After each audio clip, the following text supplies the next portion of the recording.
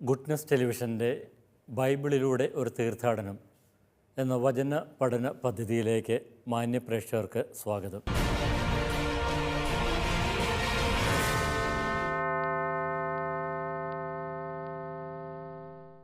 വെളിപാട് 11-ാം അധ്യായത്തിലെ 2 സാക്ഷികളെക്കുറിച്ചാണ് നമ്മൾ കഴിഞ്ഞ ക്ലാസ്സിൽ പഠിച്ചുകൊണ്ടിരുന്നത്.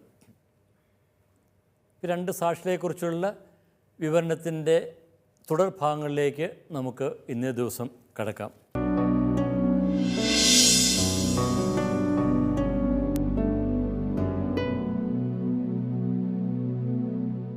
വെളിപാട് 11:4 വാക്യം, അവർ ഭൂമിയുടെ നാഥൻ്റെ മുന്നിൽ നിൽക്കുന്ന 2 ഒലിവ് മരങ്ങളും 2 ദീപപീഠങ്ങളുമാണ്. കഴിഞ്ഞ ക്ലാസ്സിൽ വെളിപാട് 11-ാം അധ്യായത്തിലെ 2 സാക്ഷികളെക്കുറിച്ച് നമ്മൾ പ്രാരംഭമായിട്ട് കുറച്ച് കാര്യങ്ങൾ കണ്ടായിരുന്നു.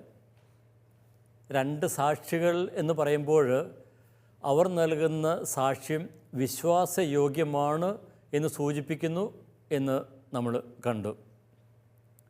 ഈ 2 സാക്ഷികളാകട്ടെ അവർ ചാക്കുവസ്ത്രമെടുത്താണ് അവർ പ്രവചിക്കുന്നത്. ഇപ്പോൾ ചാക്കുവസ്ത്രം ഉടുത്ത് പ്രവചിക്കുക എന്നതിൻ്റെ സന്ദേശം, അവർ നൽകുന്ന ആ സാക്ഷ്യം അത് ശ്രോതാക്കളുടെ മാനസാന്തരമാണ് ലക്ഷ്യം വയ്ക്കുന്നത് എന്ന് വ്യക്തമാക്കുന്നു.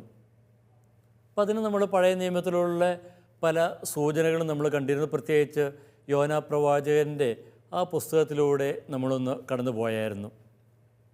ഇനി ഇവർ സാക്ഷ്യം നൽകുന്നത് എത്ര നാളാണ്? 1260 ദിവസമാണ്. ഇപ്പോൾ 1260 ദിവസത്തിൻ്റെയും അർത്ഥം നമ്മൾ മനസ്സിലാക്കുവാൻ ശ്രമിച്ചു.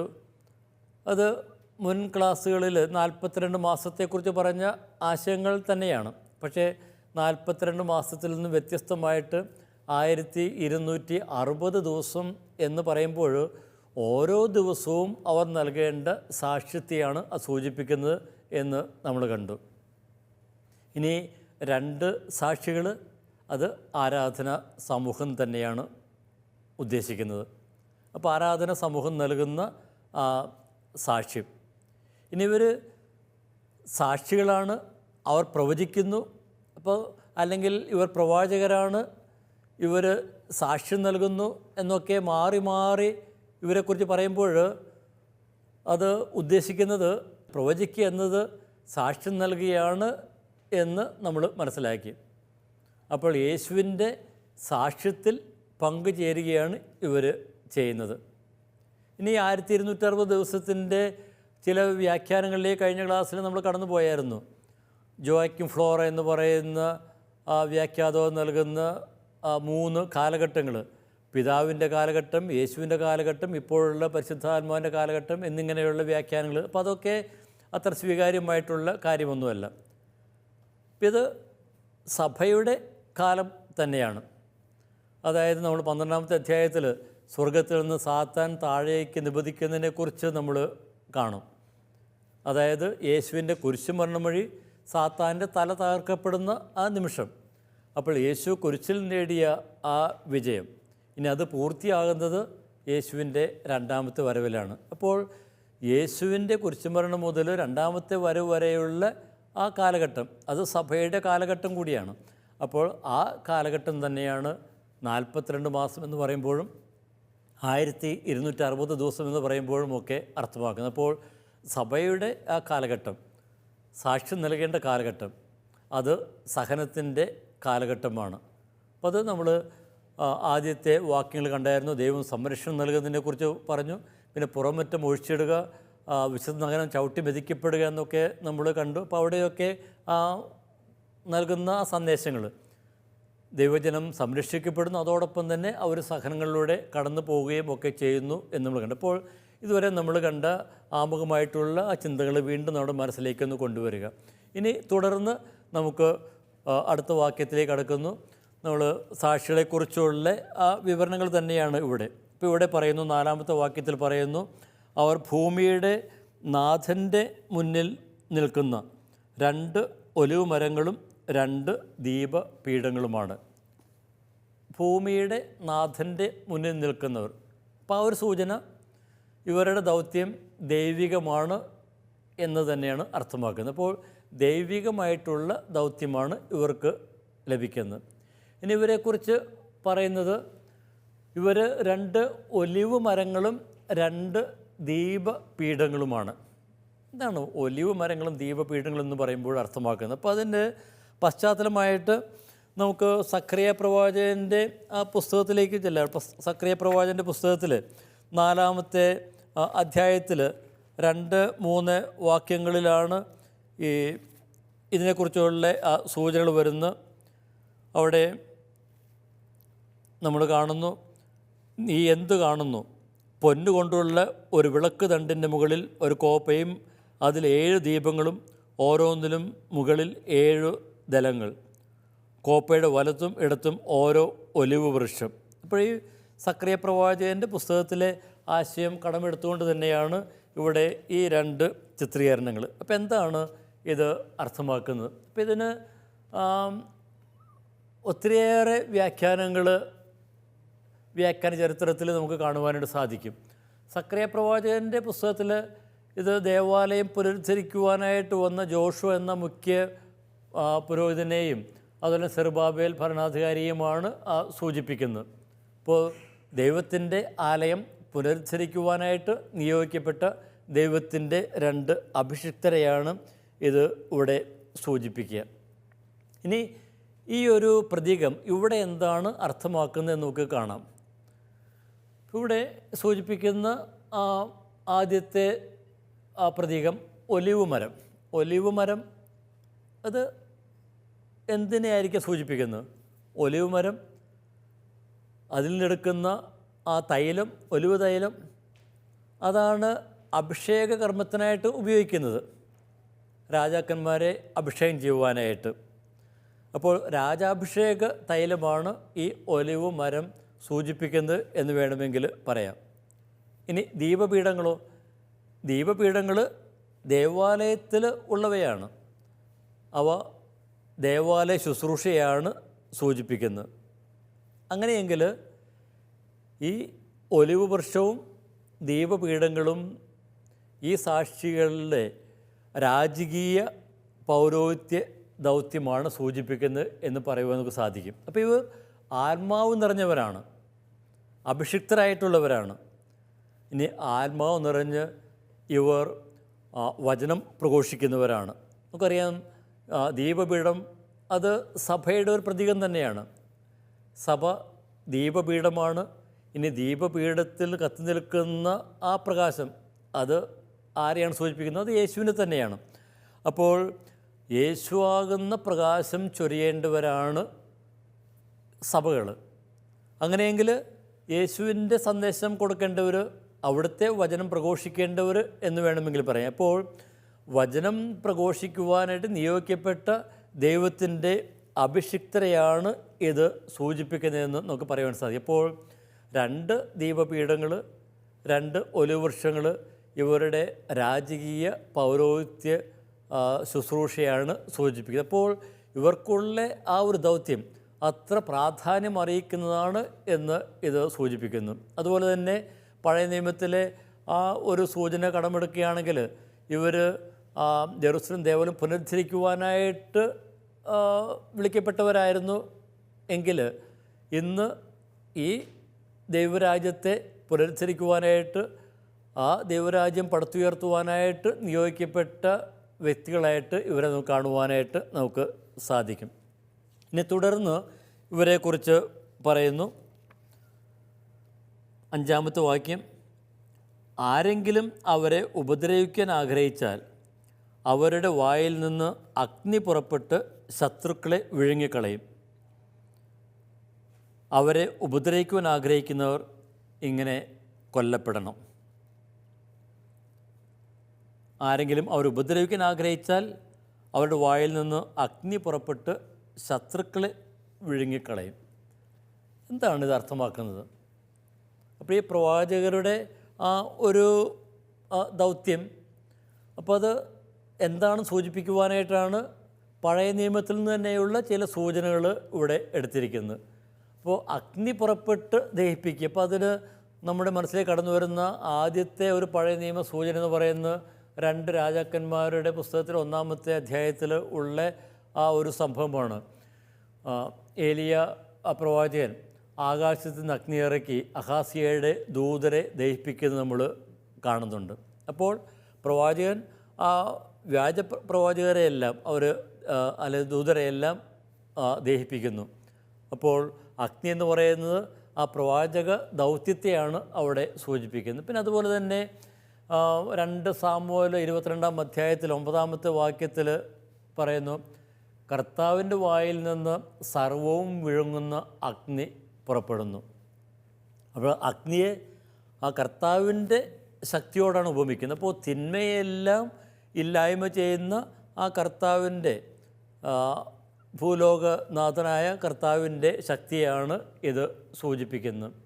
പിന്നെ അതുപോലെ തന്നെ സങ്കീർത്തനം 97 3-ാമത്തെ വാക്യത്തിൽ ഇപ്രകാരം വായിക്കുന്നു, അഗ്നി അവിടുത്തെ മുമ്പേ നീങ്ങുന്നു, അത് വൈരികളെ ദഹിപ്പിക്കുന്നു. അതുകൊണ്ട് ഇവിടെയെല്ലാം അഗ്നി ദൈവിക ശക്തിയാണ് സൂചിപ്പിക്കുന്നത്. അത് തിന്മയുടെ ശക്തികളെ ഉന്മൂലനം ചെയ്യുന്നതിൻ്റെ ഒരു പ്രതീകമായിട്ടാണ് ഇവിടെ അവതരിപ്പിക്കപ്പെടുന്നത്.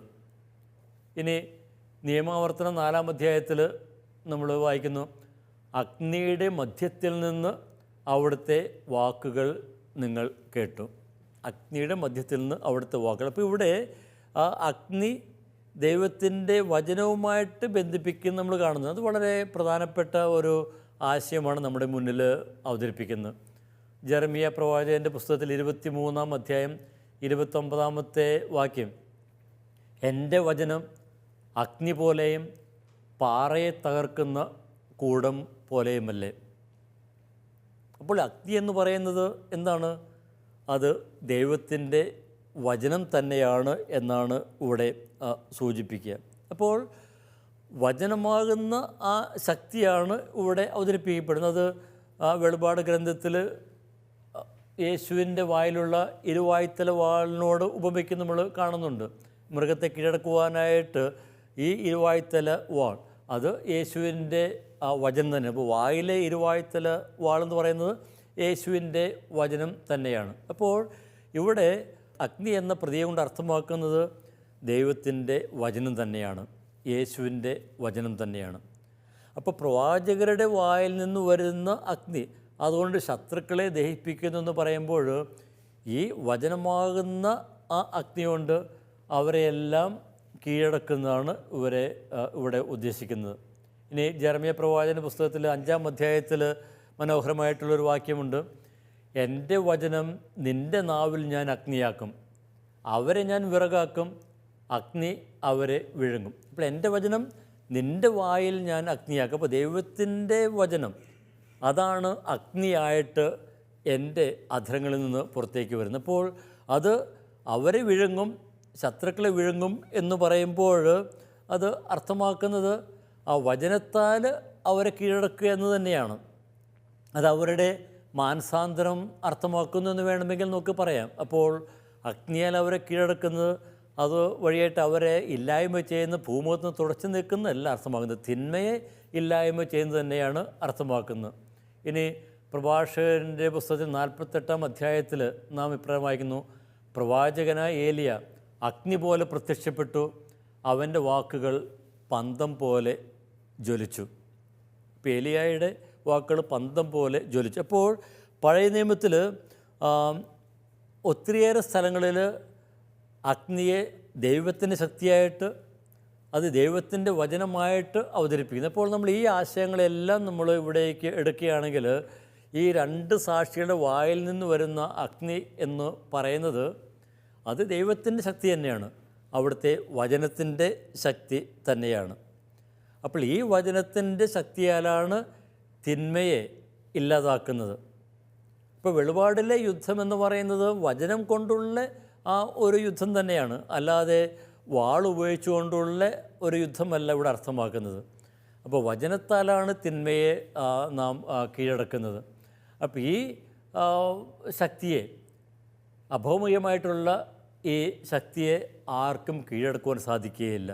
ഇതിനെതിരെ ഒന്നിനും നിലനിൽക്കുവാനായിട്ട് സാധിക്കുകയില്ല. ഇനി ഇങ്ങനെ അവർ കൊല്ലപ്പെടണം എന്ന് പറയുമ്പോൾ അത് അർത്ഥമാക്കുന്നത് അത് സാധാരണ അർത്ഥത്തിൽ ഇവരെ കൊല്ലുക എന്നല്ല. ഈ വചനത്താൽ അവർ കീഴടക്കപ്പെടണം, അതായത് അവരിലുള്ള ആ തിന്മയുടെ ശക്തികൾ ഇല്ലാതാകണം എന്ന് തന്നെയാണ്. അപ്പോൾ ഇവരുടെ വായിൽ നിന്ന് അഗ്നി പുറപ്പെട്ട് അത് അവരെയെല്ലാം കൊല്ലുന്നു അല്ലെങ്കിൽ ഇല്ലാതാക്കുന്നു എന്ന് പറയുമ്പോൾ ഈ രണ്ട് സാക്ഷികൾക്കുള്ള അപാരമായിട്ടുള്ള ആ ശക്തിയാണ് ഇവിടെ സൂചിപ്പിക്കുന്നത്. പിന്നെ തുടർന്ന് നമ്മൾ വായിക്കുന്നു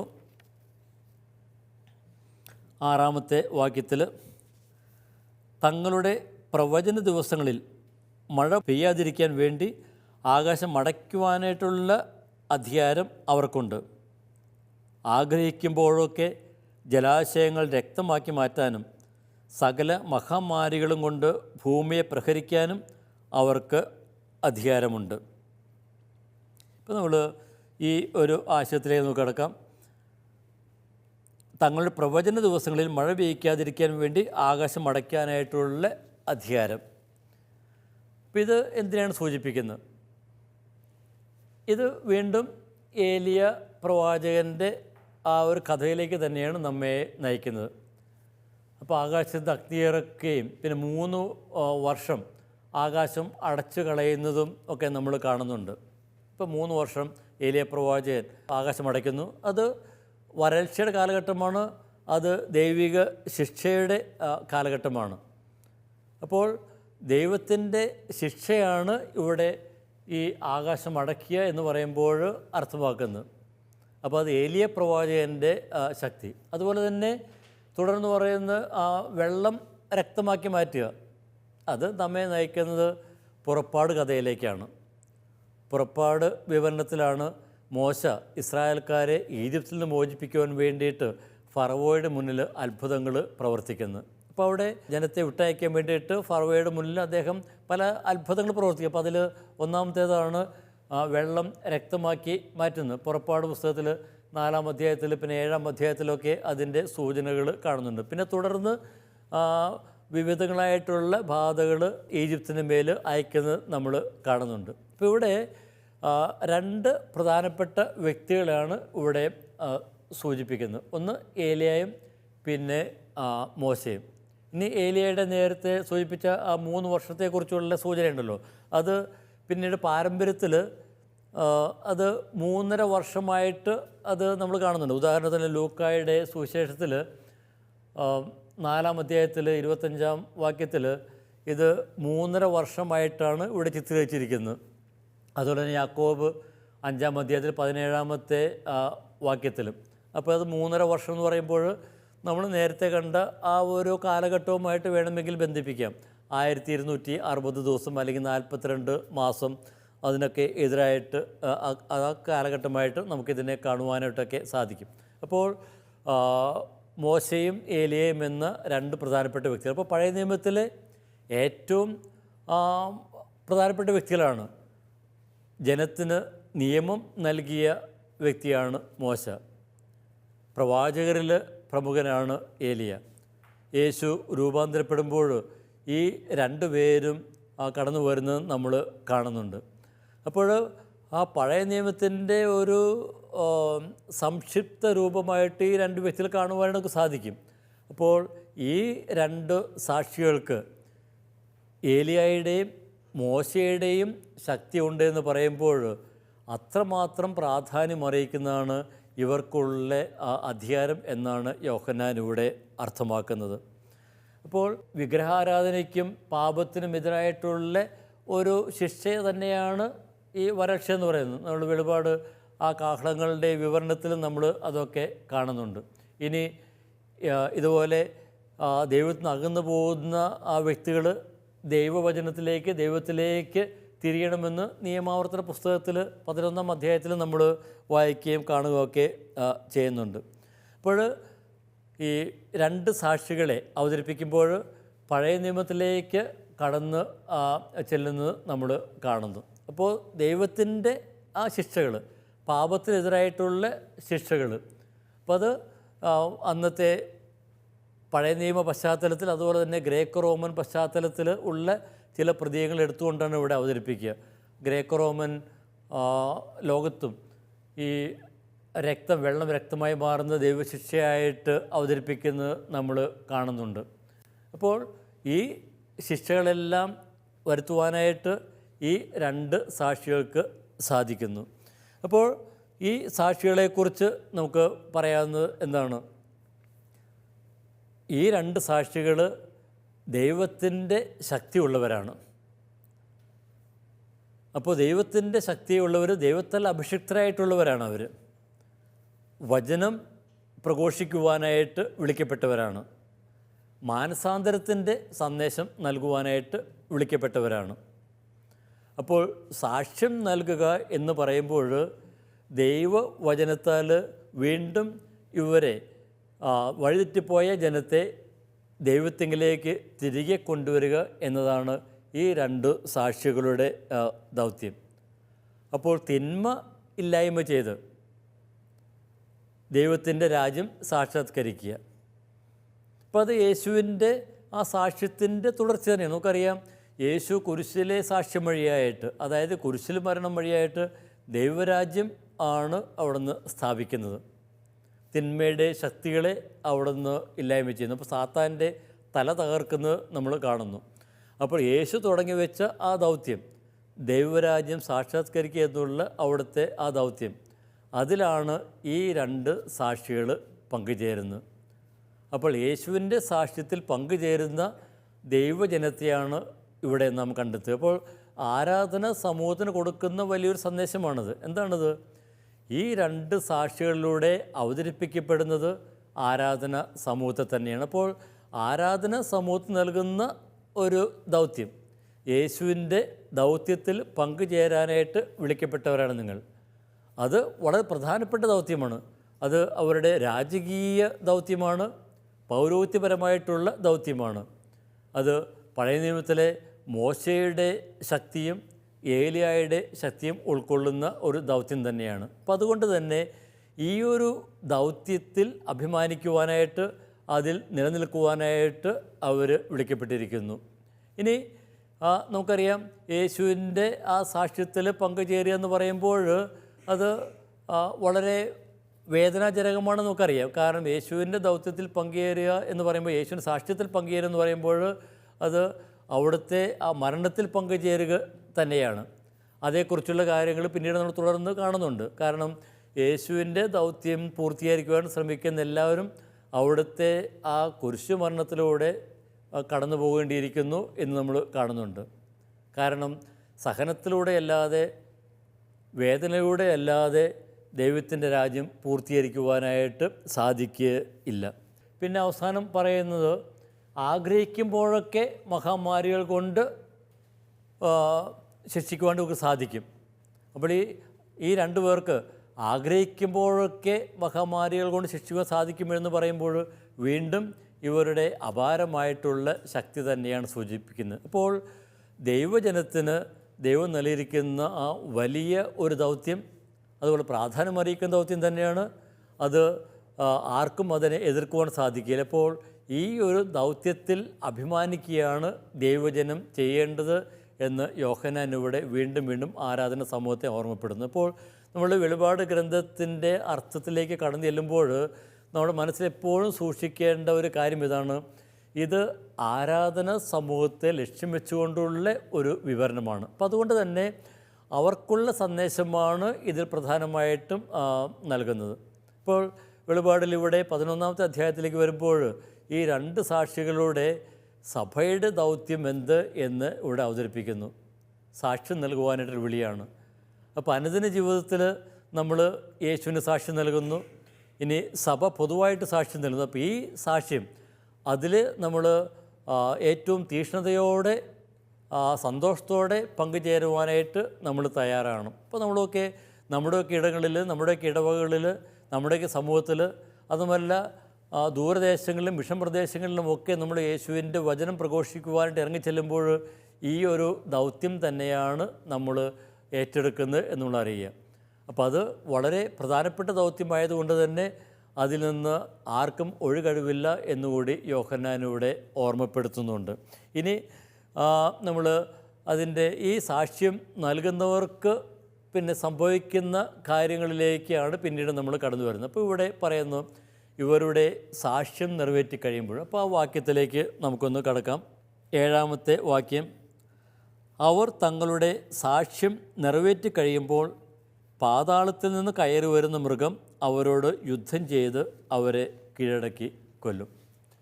ഇപ്പോൾ സാക്ഷ്യം നൽകുന്ന ഇവർക്ക് സംഭവിക്കുന്ന കാര്യം, ഇത്രയും സമയം അവരുടെ വലിയൊരു ദൗത്യത്തെക്കുറിച്ച് പറയുന്നു, ഒരു പ്രാധാന്യത്തെക്കുറിച്ച് പറയുന്നു. പക്ഷേ നാം പ്രതീക്ഷിക്കാത്ത ഒരു നിമിഷത്തിൽ അപ്രതീക്ഷിതമായിട്ടൊരു സംഭവിക്കുന്നു. മൃഗമൊന്ന് ഇവരെ കീഴ്പ്പെടുന്നു. എന്താണ് ഇത് അർത്ഥമാക്കുന്നത്? അപ്പോൾ അതിനെക്കുറിച്ചുള്ള കാര്യങ്ങൾ നമുക്ക് അടുത്ത ക്ലാസ്സിൽ കാണാം. അതുവരെ ഈശോ മിശിഹായ്ക്കും സ്തുതിയായിരിക്കട്ടെ.